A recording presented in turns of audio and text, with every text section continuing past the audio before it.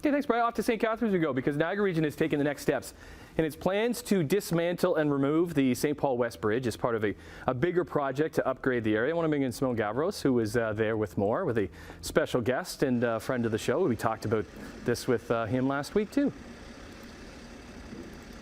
Yeah, Tim, that's right. Mayor Mat Siscoe of St. Catharines is here for more, just to talk about this project that's been started here. And you can see here behind us that they have been able to start this removal project here. But as we were saying earlier, this also took a long time to actually get here. If you want to speak about what's been leading up to this actually happening. It really did take a long time, and I'm glad to actually be here to see the shovels actually going into the ground. You know, this process started right after I got elected as mayor.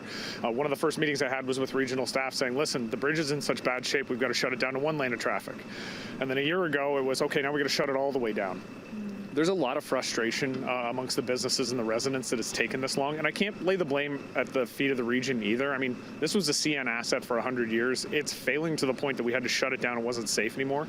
This should have been dealt with years ago, but even now, and I mean, CN has come on board and has been a better partner over the last year or two to work with, but now we're running into problems with Bell where they're not taking the urgency of this situation the way we are. They're not seeing the problems this is creating for the businesses on the other side of the bridge, and I have regular contact with those folks. They're frustrated. I mean, this is a bridge replacement that's going to take longer than the Buffalo Bills building a new stadium is taking. That doesn't make any sense, and there's a lot of happiness that this is actually finally happening, but we just need to get on with it, because even the end of 2025, and I appreciate staff at the region moving that up from 26, but that's still too long for a lot of those businesses.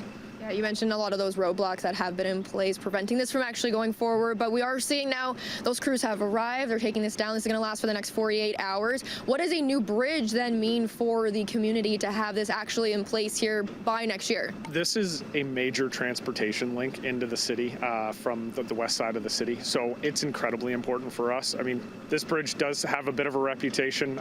It's kind of the Dukes of Hazzard bridge. If you go fast enough, you're pretty sure you're going to get air. It needed to be fixed, but it's a net benefit, and the entire precinct project, this is sort of the first domino to fall, but the GO transit redevelopment in the area, the Ridley Road redevelopment, the new entrance, all of these pieces are fitting together, and you know, we're looking now at the increased intensification of the housing in this area.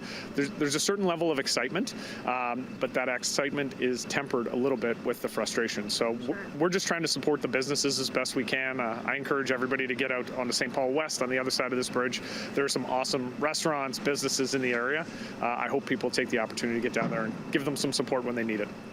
Mayor Mat Siscoe, appreciate you breaking down those details and concerns and frustrations, but obviously it's being matched by the excitement that this is all coming together again. And again, there's also those the disruptions to the GO train service here in St. Catharines as well to be mindful of for the remainder of this 48 hours.